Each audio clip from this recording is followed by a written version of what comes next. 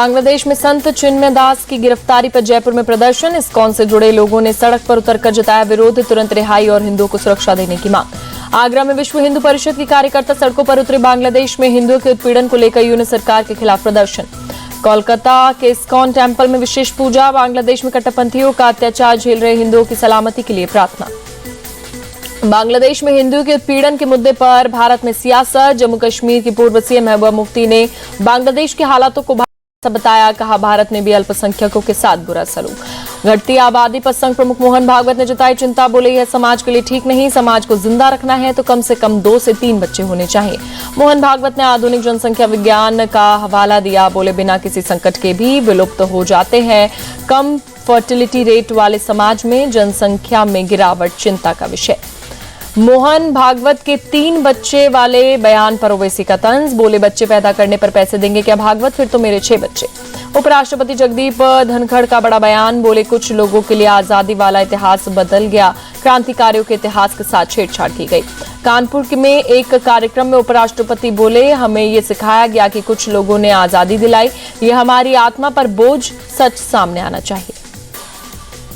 मुंबई पहुंचे महाराष्ट्र के कार्यवाहक मुख्यमंत्री एकनाथ शिंदे। सरकार गठन की कवायद के बीच शुक्रवार को अचानक अपने गांव सातारा चले गए थे।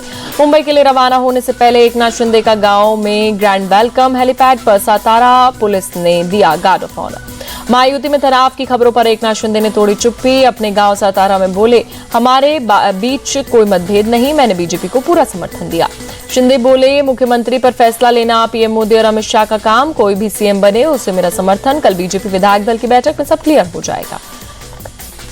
एकनाथ शिंदे बोले, चुनाव में थक गया था इसलिए आराम करने गांव आया, अब मेरी तबीयत ठीक, हमारे मन में कुछ भी किंतु परंतु नहीं, मिलकर महाराष्ट्र का विकास करेंगे। महाराष्ट्र में 5 दिसंबर को नई सरकार का शपथ ग्रहण। मुंबई के आजाद मैदान में शाम 5 बजे होगा शपथ समारोह। जितेंद्र आव्हान चुने गए। एनसीपी शरद गुप्त के विधायक दल के नेता। रोहित पाटिल को मिली चीफ व्हिप की जिम्मेदारी। बैठक के बाद प्रदेश अध्यक्ष जयंत पाटिल ने किया ऐलान। दिल्ली के रामलीला मैदान में विपक्ष की संविधान बचाओ रैली। कांग्रेस अध्यक्ष मल्लिकार्जुन खड़गे बोले, बीजेपी ने हमारी एकता तोड़ने की हर संभव कोशिश की। खड़गे बोले, संविधान और लोकतंत्र बचेगा तभी हम बचेंगे, अगर लोकतंत्र नहीं बचा तो आपकी हिस्सेदारी नहीं बढ़ेगी। आम आदमी पार्टी से नफरत करती है बीजेपी। संसद के कामकाज को लेकर खड़गे ने सरकार को घेरा, बोले ये उनकी गलती, हमारी नहीं। बिना लोगों की बात सुने ही 2 मिनट में स्थगित कर दी जाती है कार्यवाही। वायनाड में प्रियंका गांधी ने कहा, किसान सरकार की नीतियों के कारण पीड़ित, उन्हें फसल की सही कीमत नहीं मिल पा रही, हमें बहुत काम करने की आवश्यकता। तेलंगाना की रेवंत रेड्डी सरकार के खिलाफ बीजेपी ने जारी की चार्जशीट। बुकलेट में कांग्रेस सरकार की नाकामियों का जिक्र। दिल्ली के कालकाजी इलाके में अरविंद केजरीवाल की पदयात्रा, सीएम आतिशी भी शामिल। जगह जगह लोगों ने फूल माला पहनाकर किया स्वागत। केजरीवाल की पदयात्रा में सीएम आतिशी बोली, केजरीवाल ने आपको फ्री बिजली और मोहल्ला क्लिनिक दिया, आगे भी केजरीवाल को ही चुनना। अरविंद केजरीवाल ने दिल्ली की सुरक्षा पर फिर से उठाए सवाल, कहा गृह मंत्री होने के नाते law and order Amit Shah की जिम्मेदारी, हम राजनीति नहीं दिल्ली के लोगों की सुरक्षा चाहते। दिल्ली विधानसभा चुनाव को लेकर केजरीवाल का बड़ा ऐलान, कहा दिल्ली में नहीं होगा गठबंधन, आम आदमी पार्टी अकेले लड़ेगी चुनाव।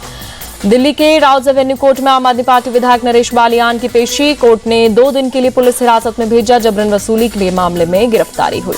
अपने विधायक के बचाव में आए केजरीवाल, बोले नरेश बालियान को पिछले साल 35 से 40 बार गैंगस्टर की धमकी मिली, पुलिस में लिखी शिकायत के बावजूद उनकी गिरफ्तारी।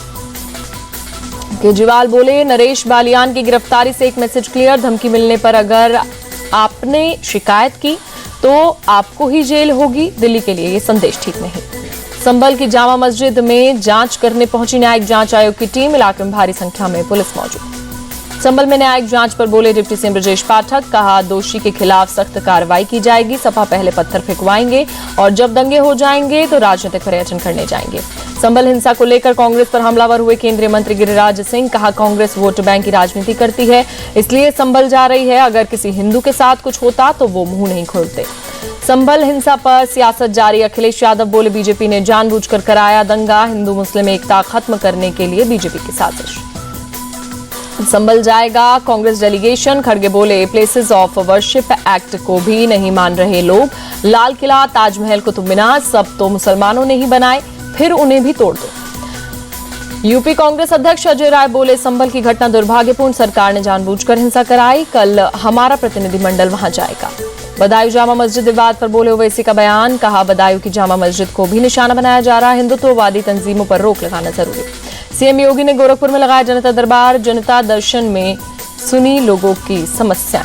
उज्जैन में महाकाल के दरबार में पहुंचे केंद्रीय मंत्री और बीजेपी के राष्ट्रीय अध्यक्ष जेपी नड्डा, मुख्यमंत्री मोहन यादव के साथ की पूजा अर्चना। दिल्ली के पूर्व डिप्टी सीएम मनीष सिसोदिया ने उज्जैन में महाकाल के दर्शन किए। बिहार के राज्यपाल राजेंद्र अर्लेकर ने भी की पूजा अर्चना। यूपी के मुरादाबाद में एक महिला कांस्टेबल के साथ छेड़छाड़, विरोध करने पर बदमाशों ने मारपीट की। महिला के पुलिस में होने का पता चलते ही आरोपी फरार। पूरी घटना सीसीटीवी में कैद। कांस्टेबल की शिकायत पर पुलिस ने दर्ज की एफआईआर, आरोपियों की तलाश शुरू। लगातार हो रही बारिश के चलते पुडुचेरी में हालात बिगड़े। कल सभी सरकारी और निजी स्कूलों को और कॉलेजों में छुट्टी घोषित। चक्रवाती तूफान फिंगल के चलते पुडुचेरी में भारी बारिश से बाढ़ जैसे हालात। सेना के जवान राहत और बचाव के काम में जुटे। प्रभावित इलाके से बोट के जरिए लोगों का रेस्क्यू। आईएमडी के अनुसार धीरे धीरे आगे बढ़ रहा है चक्रवात फिंगल। पश्चिम दक्षिण पश्चिम की ओर बढ़ते हुए कमजोर होगा फिंगल। सीएम एमके स्टालिन ने चक्रवात फिंगल को लाथुर इलाके का निरीक्षण किया। लोगों से बात करते भी नजर आए सीएम स्टालिन। जम्मू कश्मीर के अनंतनाग में छाया घना कोहरा। बढ़ती ठंड से बचने के लिए लोगों ने लिया अलाव का सहारा। सोनमर्ग में भारी बर्फबारी से यातायात प्रभावित। जोजिला दर्रे पर बर्फ हटाने का काम जारी। प्रैक्टिस मैच में PM11 के खिलाफ भारत की जीत। टीम इंडिया ने 6 विकेट से मारी बाजी। भारत के लिए शुभमन गिल ने खेली अर्धशतक की पारी। भारत के खिलाफ PM11 के 19 साल के खिलाड़ी सैम कॉन्स्टस ने जड़ा शतक। हन्नो जैकब्स ने भी अर्धशतक की पारी की।